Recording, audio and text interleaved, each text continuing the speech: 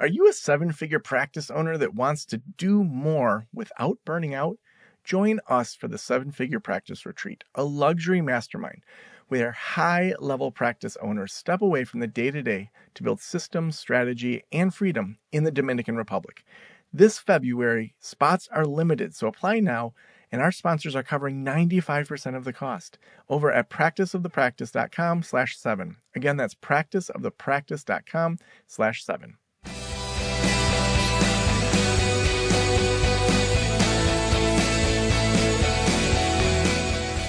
This is the Practice of the Practice podcast with Joe Sanok, session number 1262.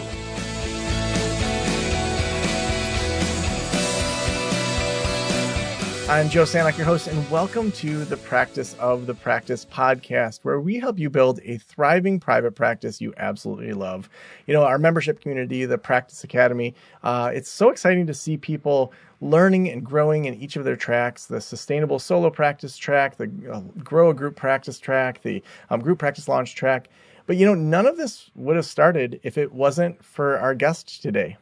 Years ago, when I was working at the community college and I had my struggling counseling practice on the side, I started listening to Pat Flynn's Smart Passive Income podcast. And for the first time, I felt like business wasn't slimy. I had been trained to sell vacuum cleaners door to door in college, and it felt slimy. It was this big pyramid scheme, and I thought all of business was like that. And Pat was honestly the first person that I resonated with through his podcast, through his learning, and to have watched him over the years do so many different things. He's been a model, not just for me, but for millions of people. I'm going to read his bio, but just from the bottom of my heart, I'm so excited to have Pat Flynn back on the podcast today. Pat's a father, he's a husband, he's a lifelong learner from San Diego who's built a reputation as one of the most influential voices in digital entrepreneurship. Through his diverse portfolio of businesses, award-winning podcasts, newsletters, YouTube channels, and thriving online communities, Pat reaches and inspires millions of people each month. He's the founder of SPI, an online community for digital entrepreneurs that I was a part of for a while. He's a co-investor of SwitchPod and host of the Deep Pocket Monster YouTube channel, as well as founder of Card Party, a large-scale event for the community of Pokemon collectors. Pat also serves as advisor to dozens of companies, is a sought-after keynote speaker, and in his free time, he likes fishing, collecting Pokemon cards, and rewatching Back to the Future trilogy. Pat, welcome back to the Practice of the Practice podcast. Joe, thank you for having me. Congrats on over 1,200 podcasts. You've surpassed the number of podcasts I've had. Just congratulations. Oh, I didn't even look at that. That was my goal, to just beat you. Yeah, no, you totally did. You know, I was hanging out with John Lee Dumas at one of the podcast events we were both at, and we co-hosted this drink meetup. And I remember him saying, and I'd heard him say it on the podcast, he said, you know, if you go faster than everyone else, they just can't keep up with you. You don't have to worry about the competition. And I know he's just 7 days a week insane. But it's just one of those things that for a while, I'm like, I just love this. So we do it 3 or 4 days a week. So thanks. Yeah, I love that. Well, congrats. And, you know, I'm still doing my podcast after 15 years now, and it's still running, still doing very well. I love it. And I love the fact that it allows us to reconnect after so many years. Yeah. You know, it's funny because at the time I felt like I was so late to the game of podcasting, and now people are like, wow, you got in early. And it's like, I'm sure when you started yours, you were like, oh, I'm late to the game because I'm following these other people. Oh, yeah. Now I'm being told that I am a legend in the space, or OG, or one of the ancient founders of, as some people have said. And it just, all it does is make me feel really old. And we were just talking before we started rolling about how we have high schoolers now. And it's like, yeah, it's one of those things that literally I would do the podcast during nap time when the kids were taking their naps, and I'd go, up to our attic and put a blanket over my head and try to have good sound as much as I could. Yeah. You made it work. You know, that's part of the idea of mastery is in the beginning, you're going to just figure it out. It's going to be bad. You got to be cringe before they binge, as I like to say. And as you get those reps in, as John Lee Dumas has done, you can only do nothing but get faster, better, more efficient. But you kind of have to guide yourself through that. You can't just kind of willy-nilly do all the things, or else you're going to go nowhere, which is a big problem today. There's so much information, so much stuff going on. It could be hard to figure out where to go and who to learn from. Well, so that's an interesting thought. When there is someone that's more of an OG or a legend, there can also be people look at the shiny new thing. How do you personally stay relevant, not just for your audience, but for yourself? Because I think that there can be where you just get sick of the content too. What do you do personally to stay actively involved in what you're creating? This is a great question. A lot of people have come and gone since you and I have started our shows, and come and gone with businesses and podcasts, YouTube channels, all the things. How have I kept going all these years? And it's just one quick, easy principle. I try to find the fun. Yeah. Wherever I can find the fun, I will always make time for it. I will always figure it out, and I will, as I'm doing it, even though it's hard, often hard and fun, it can be the same. And it's always allowed me to just keep those reps going, keep it going, and keep it fun. Because I found that, especially when you're building an audience, when you are having fun creating the things that you're creating, the audience is going to have a lot more fun absorbing it. And also, this helps us also stand out from a lot of the generic content that's coming out these days, right? A lot of stuff that AI is producing for people. There's no fun in that. It's just generative language learning models. Versus like the humanness within things, because even though things aren't perfect, even though like I still make mistakes or I fall flat on my face, it's still something that is very inherently human and me and vulnerable, and that creates a connection with an audience today. And that's where most businesses, and I would imagine especially for businesses like yours who listen to your podcast, it's the relationship building that is key to longevity and future proofing your brand. Yeah. Man, it's really interesting because we have the group practice conference in May, and we just did one this past May. And I went into it kind of similar to what you're saying of like, what do I hate about conferences and what do I love about conferences? And it's like, for me, usually the like drinks at the end of the night of just hanging out with people, like that's the fun part of it. And the sessions are usually super boring. And so then how do I have shorter sessions and more time for people to interact? Probably similar to like the events you host with like the Pokemon stuff that you do, to find like, what's the fun in this? When you put on events, how do you think through the fun and that community side? I go to events and, like you, just determine, okay, here's what I like, here's what I dislike. And I just basically build the event that I would want to attend or bring my family to, at least in the Pokemon one. So this past June, we had 5,500 people in Tampa Bay, Florida for this event, and 800 vendor tables. And it's not just, so there's a lot of events in this space, this collector space, that are more transactional. And that's not the fun part. That's actually, that's just boring. It's about money, and I want it to be more than that. So I created an event that was about experiences. And I was like, what's an experience that I had as a kid or even adult that I absolutely love and like would love to go back to every single year? It's like camp. It's like you go to camp and you meet your friends, you do these activities, you experience these things, and then you come out of it and you're like, let's stay pen pals. I mean, I'm dating myself and even saying that, but like, let's connect on Instagram, maybe I should say, is what people do. And then I've seen, now that I've done this for 3 years in a row, people have become friends and have are coming to these events together to see each other again, because it's like a reunion. And so we base a lot of things on stuff like that. So we have, when people come to the event, they get put into teams. So you're either on Team Red or Team Blue, for example, and they all follow the sort of coloration of the generations of Pokemon. I'm not going to get into that, but you then start earning points for your team, depending on how active you are and the kinds of games that you play and kind of how you perform in those games. And at the end, the winning team gets like a trophy card that was designed by a community member, and that becomes a really special moment. And these things become collectibles in and of themselves.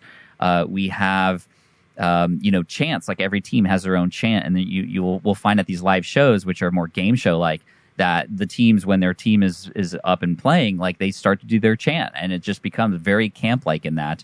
And then the creators at the event, who are other YouTubers in the space, are the ones that are celebrated. They're like the camp counselors. They are the ones who people look up to, and they get time to spend, time with them and get autographs and take pictures and all that kind of stuff. So it's like we've removed the transactional parts are still there, but we've just added all this fun on top of it. And now it's become this show that's kind of taken the Pokemon world by storm. And it's, we have, I think, 6,000 people coming to Seattle in a couple months. So, it's been really fun. That's so fun. It's funny because I was a camp counselor, and that was exactly, we said, how do we make this like camp for therapists? And like, we've had Killing It Camp, we've had Slow Down School, where people come hang out on the beaches in northern Michigan. But, for more of a traditional kind of speaking type event, embedding in it some of those things. I mean, I love the ideas that you shared of kind of having teams and having some competitions and chants. Like, that's so fun. But there were people that literally at the end of our conference said, this felt like I'm saying goodbye at summer camp, not like something else. And it's just like, that is what we want to create, because more than ever post-pandemic, it feels like that idea of community and getting to know people in person is just so rare. Yeah, I mean, it's becoming more and more rare. I mean, more kids are spending time at home in their rooms because playtime is on a digital playground now versus an outdoor playground.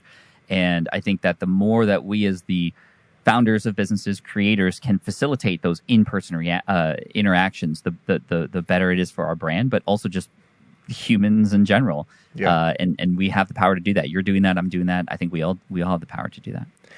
I'm interested in just, being a single dad raising my kids, you being a very intentional father, there's things that you and I learned, not necessarily growing up in the business world, that we just kind of discovered through our own learning, things like that.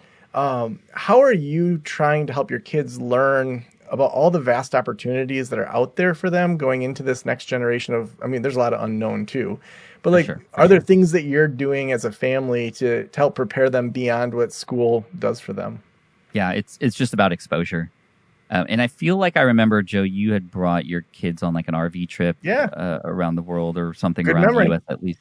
That's where actually I got to get coffee with Jess, and we still text, back and forth. Your assistant. Oh, yeah, and so that's really cool. But yeah, I remember that because that showed me the kind of father you were. You were taking your kids through an experience to give them exposure, to show them things that they're just not going to see or experience confined inside of a school. School is great. Foundational learning is amazing, but you only get to know who you are by experiencing the things that are out there and available. And as parents, it's our responsibility to show them what's available to them. I think that's different than how, like, for example, our parents raised us, which was, this is the path that you need to go down, and there's no other path, right? And so, like, how could we potentially even have the freedom to experience and discover who we are until you get laid off, like I did? Like, that's how I found out. You know what I mean? So, like, giving our kids experiences and just showing them what the options are so that they can discover who they are is really important. And, I'm very fortunate to be in a position to be able to take them on a lot of experiences, but you don't have to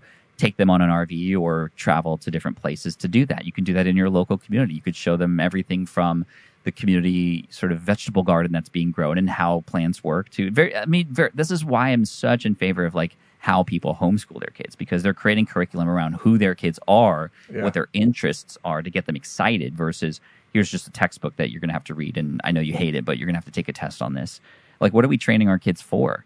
So for me, this means, like, not just like bringing them to Tampa to come experience this event as attendees, but my son and I were, working together to create some of the games that were going to be prepared on stage. And so, like, imagine a 15-year-old kid working with his dad to create games that eventually were going to be shared in front of thousands of people, and then to, like, be in the audience and see these games actually executed, and the audience laughing and being, like, so into it. Like, what is that going to do for a kid to experience, like, how much of an impact that they can make in different kinds of ways, whether they become an entrepreneur or not, whether they become an employee or not, whether they go and travel and do community service somewhere or not? I don't know. We'll see, but he's going to know he has the power to do that kind of thing because I've been able to provide him that experience. But again, you don't need a large stage or platform to do that. You could do that in your own home right now. So awesome.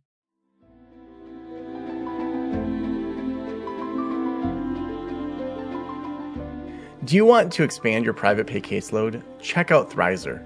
Thrizer helps clients better navigate their out-of-network benefits and takes the entire burden of insurance off of them. That means no more super bills, no more insurance calls, and the best part, no more long reimbursement waits. Chances are you're providing a super bill to your clients. Super bills can be extremely overwhelming and challenging for your clients to navigate, let alone needing to wait months for that reimbursement check. Thrizer provides automatic claim submissions, manages claims end-to-end, and the best part, allows clients to just pay a copay for your session, while Thrizer covers the rest of your rate up front and waits for the reimbursement on your client's behalf. This is called Thrizer Pay and is already helping thousands of clients access therapy without needing to be out hundreds of dollars while waiting for reimbursement. It's the best way to make your services more accessible and increase your private pay caseload, hands down. Use the promo code POTP for a free trial. That's POTP, Practice of the Practice, POTP. You'll receive waived credit card fees for your first $2,500 in charges. Time to thrive with Thrizer. Head over to join.thrizer.com/Joe. Again, that's join.thrizer.com/Joe. Well, I want to talk a little bit about Lean Learning, your new book. I know you're coming into the Practice Academy to be our expert in a little bit, Yeah, to just talk through the book, and we're doing a book club around it. But thank like, you. give us a summary of Lean Learning. Like, why did you dig into this topic? Why is this the next puzzle piece for Pat Flynn?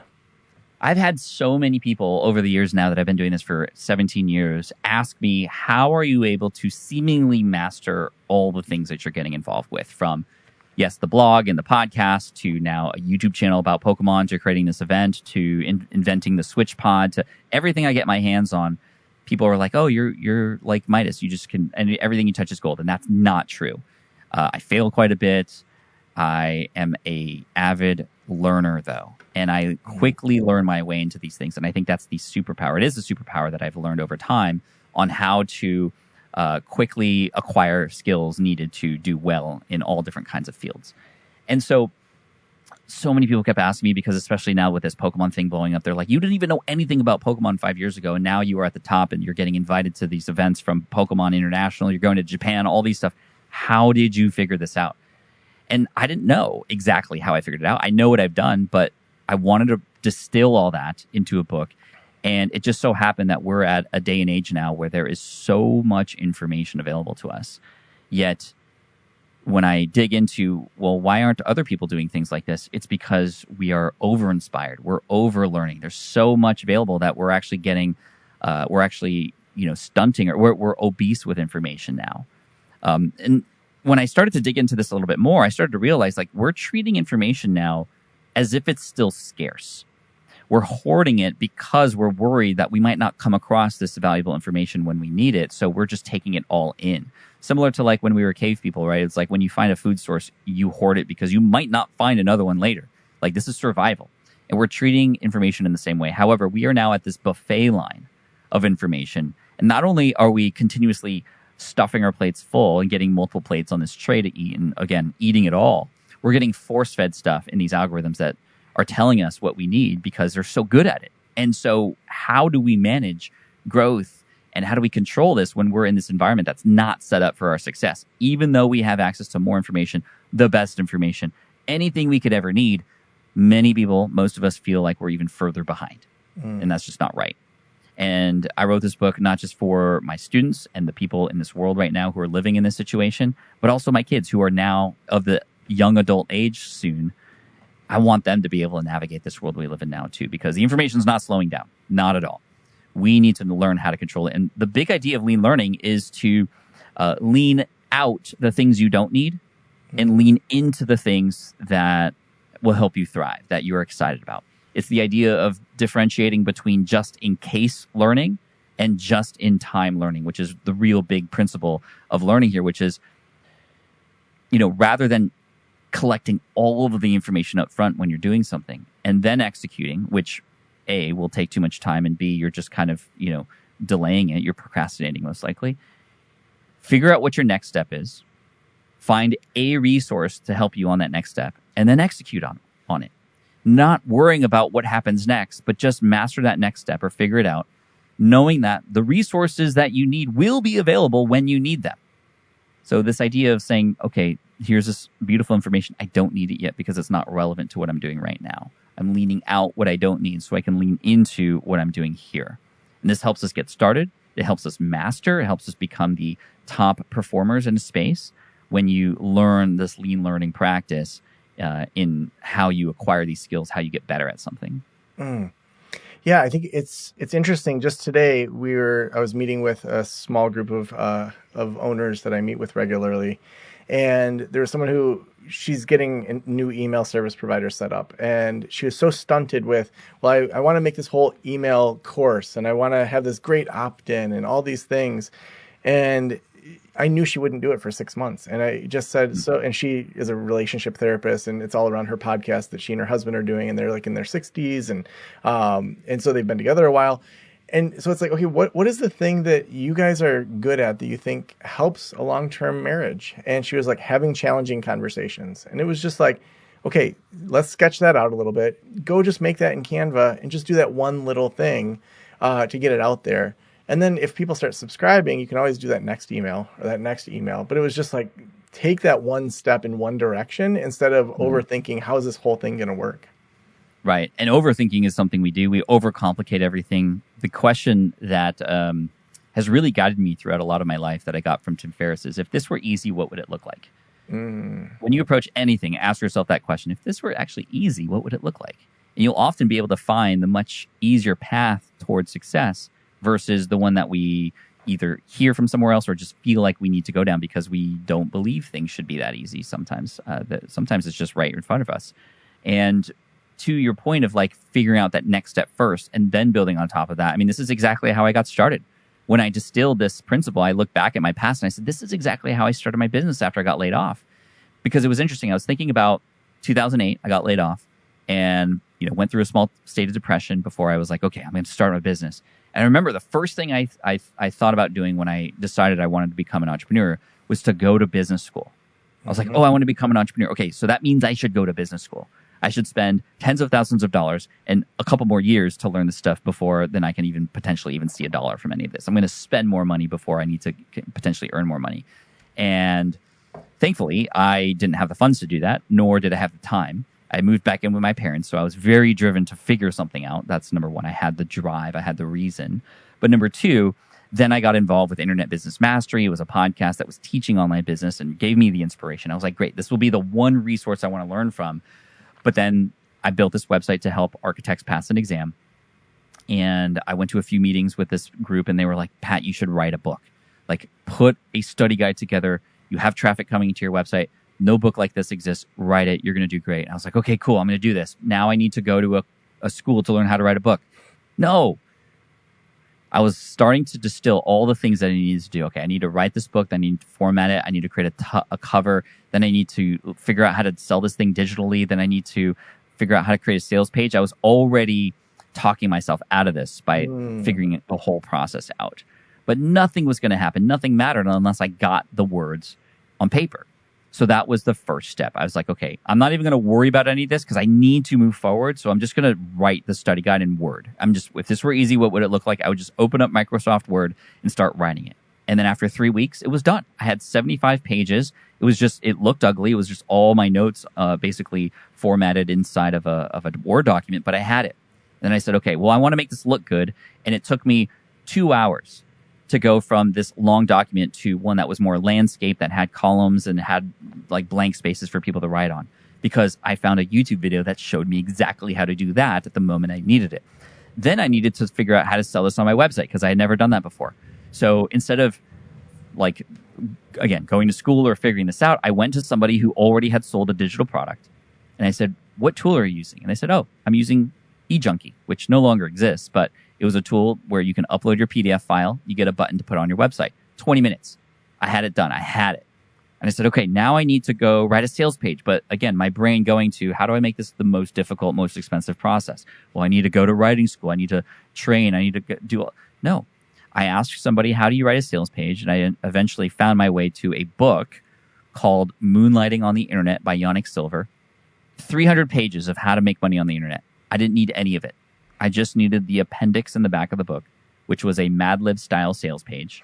Because again, if this were easy, what would it look like? I'd take an already existing framework and just put my product, my features, and my benefits on there and use that. That's still the same sales page I use today for my guide. 17 years later. That book has made over $1.5 million. Not because I went to business school or any of that kind of stuff, but because I figured it out and got the information I needed as I needed it. That's it.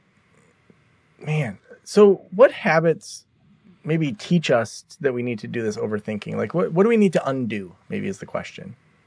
There is a fear of missing out that happens here. And it's a big reason why a lot of us hoard information, because we feel like we need it all. We feel like the next podcast episode might have that golden nugget that's going to change everything when we've already kind of probably know what we need to do. It feels good to consume. It feels good to learn. It is a fake way to feel like we're being productive, is to just consume. I think we've gotten to the habit of overconsumption. We get into our car and we feel like we need to listen to an audiobook or a podcast, because if we're not, we're wasting our time. When in reality, what we're probably doing is we are confusing ourselves even more. And so what I've actually done as a practice is drive in silence. This is a radical idea. I'm raw dogging it in the car, as they might say. And it's been beautiful because now you've heard of like shower thoughts, right? You have these amazing ideas that happen in the shower. Why do we get amazing ideas in the shower? Because literally there's nothing else we can do but think, because we don't have our computers and their phones or anything. I hope you don't. And so what I'm doing is I'm creating more time for shower thoughts to happen, because I can finally be present, be with myself, think about the things that I'm already thinking about, not add more things to think about, right? I can reflect, I can go deeper, I can digest, right? If we're always eating, there's no time to digest. So this has been really, really key. So we need to reduce the amount that we think we need to learn, and only, again, allow ourselves to learn about the things that matter for our next step. So that's number one. But this FOMO is a really difficult thing, because we feel like, oh, well, everybody's talking about this book or this article, and I feel like everybody's getting on it, and I'm going to be left behind. I'm probably going to be, left behind if I don't. But if it's not related to the thing that you need right now, then put it away for later. There was a tool or strategy that people came up with at one point called JOMO, Joy of Missing Out, which was, it's kind of a fake way to, let's say, I'm not joyful that I'm missing out, right? It's like if you've ever watched Legally Blonde, when Reese Witherspoon is studying for her bar exam, like her friends are all partying at the frat house or sorority house, and she's like studying. It's like she's not joyful that she's missing out, but what she's done is she's opted out of those things to focus on what she needed to do, which was to go to law school so she could be with her boyfriend who had broken up with her. Same thing. We need to opt out. So have joy in opting out. Be proud of the fact that you see and recognize that there's this information there that is probably valuable. Sure, everybody's talking about it. But you can say to yourself, I see it and I'm going to deflect it. I don't need that right now. Which then re-ups the commitment that you've already made to yourself on the thing that you once already said yes to. Because if you say yes to too many things, you're essentially, every new yes is a new no that you've said to a previous yes. And that's a dangerous place to live. However, because we're over-inspired, because we're so connected to everything, we keep getting compelled to say yes to more things. And that's just putting us further behind. Oh, so awesome.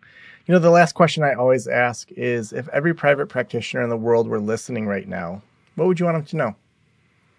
I would want them to know that there is so much value in helping others who are in the same space that you're in. From the idea of teaching the things that you're learning, even though you might not be an expert, you helping others and teaching it to another person in your field reinforces that learning for you, but also builds those relationships at the same time. I know not too much about your industry, but I do know there are industries that are similar, a lot of agencies who keep a lot of those things that they're learning secret because they're worried about their competition. Whereas I've seen other industries where people are so openly sharing that everybody wins, right? It's better for just the whole industry in general. And that's the kind of space I want to live in, where we're not at a poker table, Joe, where if you're winning, that means I'm losing. Or if I'm winning, that means you're losing. We can both win, right? We're playing this game of abundance. And we live in that world where when you are serving people together, great things happen for everybody doing that. So go out there, share, build relationships, go to your event that Joe puts on. And, that's key for growth, because it's through the power of people and relationships that you can get to where you want to go. So awesome. If people want to get the book, if they want to follow your podcast, follow your work, where should we send them? Thanks, Joe. I appreciate that. Amazon would be the best place to get the book. And of course, it's also available at Barnes & Noble if you happen to catch it in the wild. That's awesome. And then my website, smartpassiveincome.com. Our communities there are there to serve you, as well as just our information with the podcast and the YouTube channel too. So thank you so much, Joe. And if anybody has any curiosity about the Pokemon stuff, which is blowing up. I mean, this was less than 5 years ago. We have a channel that's about to cross 2 million subscribers on YouTube. And it's probably the most profitable thing I've ever done, to be honest, because it's such a lean team. You can find that at Deep Pocket Monster on YouTube. Oh, so awesome. Pat, thanks again for coming back on the show. Thank you so much, Joe. Appreciate you.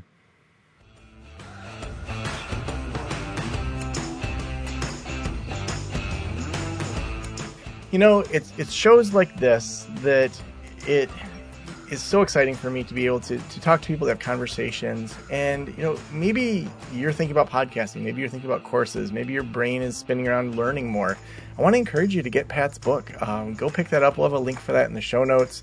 We couldn't do the show without our sponsors, and Thrizer is our sponsor for today's episode. You know, if you're doing private pay and you are sick of super bills, you're sick of insurance calls, you're sick of reimbursements, any of that, I want to tell you all about Thrizer. Make sure you check them out because Thrizer is an amazing way to automate your claim submissions, manage claims end to end, and the best part is people can pay their copay for your sessions all within it. Head over to join.thrizer.com/Joe. Again, that's join.thrizer.com/Joe. And they're going to waive the first $2,500 in credit card fees. So it's awesome. Use promo code POTP for the free trial. Again, that's join.thrizer.com/Joe. Thank you so much for letting me into your ears and into your brain. Have a great day. We'll talk to you soon. Special thanks to the band Silence is Sexy for that intro music, and this podcast is designed to provide accurate and authoritative information in regard to the subject matter covered. It is given with the understanding that neither the host, the producers, the publishers, or guests are rendering legal, accounting, clinical, or other professional information. If you want a professional, you should find one.